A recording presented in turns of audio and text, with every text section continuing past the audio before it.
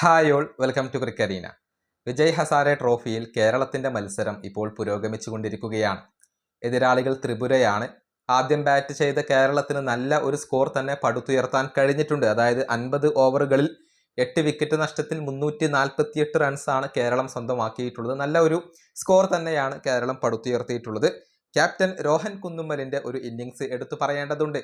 6 runs അകലത്തിലാണ് അദ്ദേഹത്തിന് century നഷ്ടമായത്. 92 പന്തുകളിൽ നിന്ന് 94 റൺസ് അദ്ദേഹം നേടി. 11 ഫോറുകളും 3 സിക്സറുകളും അദ്ദേഹം നേടിയിരുന്നു.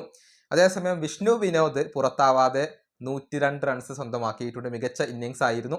62 പന്തുകളിൽ നിന്നാണ് 102 റൺസ് സ്വന്തമാക്കിയത്. 9 ഫോറുകളും 6 സിക്സറുകളും അദ്ദേഹം നേടിയിരുന്നു. കൂടാതെ ബാബ അപരാജിത് കൂടി തിളങ്ങിയിട്ടുണ്ട്. 64 റൺസാണ് അദ്ദേഹം നേടിയിട്ടുള്ളത്. 4 ഫോറുകളും 2 സിക്സറുകളും അദ്ദേഹം നേടിയിരുന്നു. അങ്ങനെ കേരളം 348 റൺസാണ് സ്വന്തമാക്കിയിട്ടുള്ളത്. ത്രിപുരയാണ് എതിരാളികളായിക്കൊണ്ട് വരുന്നത്. സഞ്ജു സാംസൺ ഈ മത്സരത്തിൽ കളിക്കും എന്നായിരുന്നു എല്ലാവരും പ്രതീക്ഷിച്ചിരുന്നത്. പക്ഷേ അദ്ദേഹം ഈ മത്സരത്തിൽ ഇല്ല, അദ്ദേഹം കളിച്ചിട്ടില്ല. അതിന്റെ കാരണം എന്താണ് എന്നുള്ളത് ആരാധകർ അന്വേഷിക്കുന്നുണ്ട്. ഒരു റിപ്പോർട്ട് ഇതുമായി ബന്ധപ്പെട്ടുകൊണ്ട് നമുക്ക് ലഭിച്ചിട്ടുണ്ട്.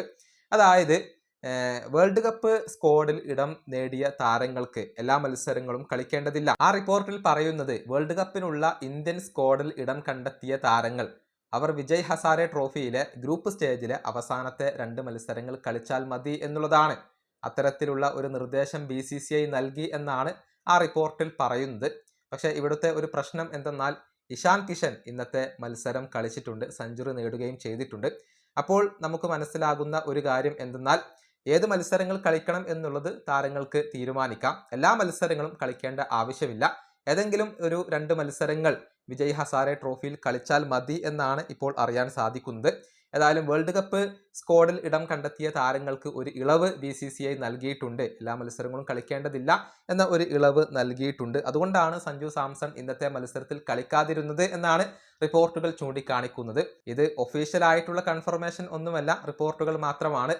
മറ്റു പ്രശ്നങ്ങളൊന്നും തന്നെ സഞ്ജു സാംസൺ ഇല്ല എന്നാണ് ഇപ്പോൾ അറിയാൻ സാധിക്കുന്നത്.